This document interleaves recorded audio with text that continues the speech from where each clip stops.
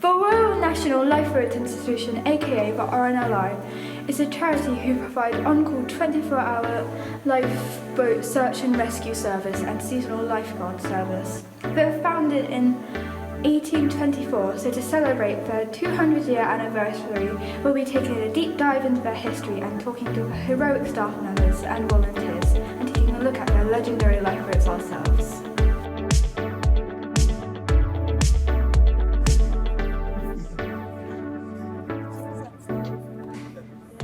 So my name's Kitty. I'm a volunteer crew member here at Pool Lifeboat Station. I'm also a trainee help at the moment as well.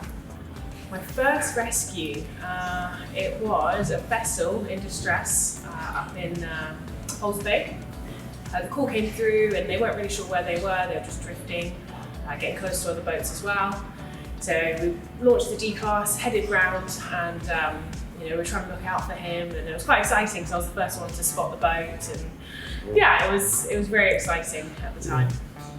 Ooh, we get called out at all times of the day. I think the ones that really get me are just as you fall asleep, probably about 11, 12 o'clock, when you're just getting into that deep sleep and the pager goes off and it's a bit of a shock to the system.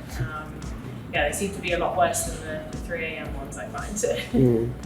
The most exciting moment with the RNLI, I think it just has to be that feeling of rescuing someone and being able to take them back to their family.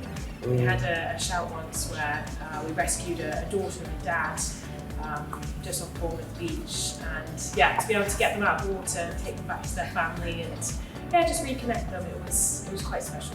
What do you think has kept the RNLI going for 200 years? Ooh, it has to be the volunteers and the amazing people that donate and get involved. Like I said, it's not just the crew that make it all tick over. There's so much more to it that if we didn't have them, we wouldn't be able to do what we do. If you are in and around the water, always remember to Number 1. Stop and think, is this a safe place to be in the water? Number 2. Stay together. Always go with somebody else and bring a friend. Number 3. Float. Stay calm and float like a star. Number 4. Call for help. 999 or 112. Always remember to stay safe and have fun in the water.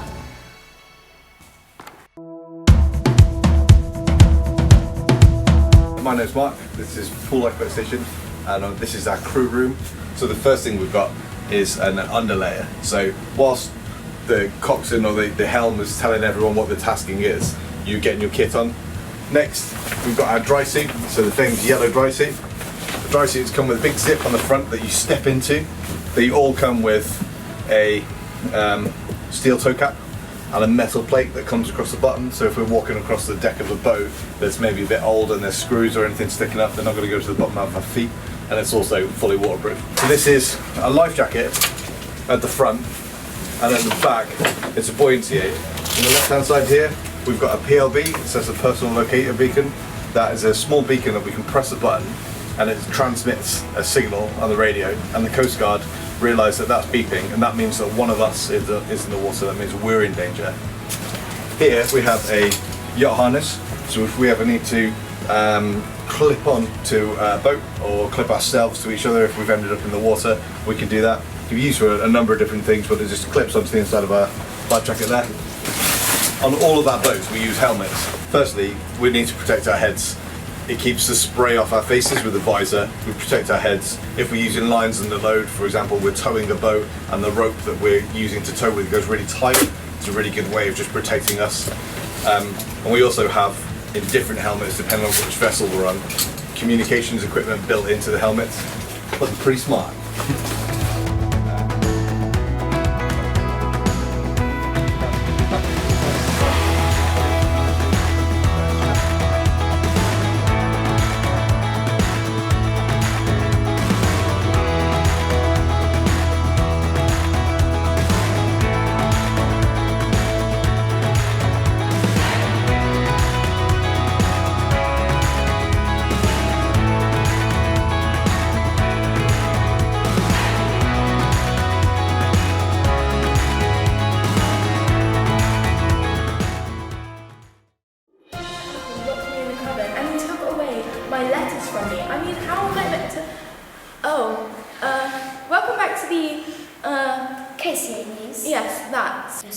Sit down. Yeah. So, as we know, the Royal National Lifeboat Institution, AKA the RNLI. was first established in 1824. And since then, they have saved 143,900 lives. They have 238 lifeboat stations all across the UK and Ireland. Even in the Loch Ness. That's 245 beaches. Next, we're going over to Lyra, who's live with Bryony, who has the RNLI to thank for her life today.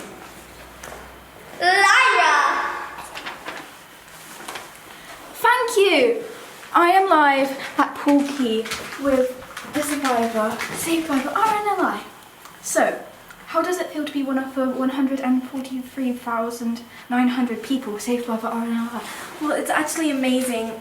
They were saving an animal at the time, and they ended up saving me as well. I owe my life to them. Ah, they rescue animals too. I didn't know that. So, you live in Poole, the heart of the RNLI, where they build their own lifeboats at the all-weather lifeboat centre. How did it feel to be in the midst of it? It's actually inspiring. They share their expertise internationally, saving lives in places such as Bangladesh. Do you have any words for the people watching?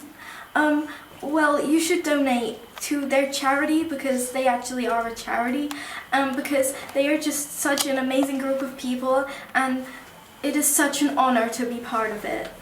Thank you. Now, back to the studio.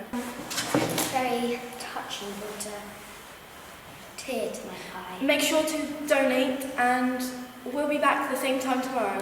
I've been Sahara, I've been Abby. and that is KCA News. Thank you.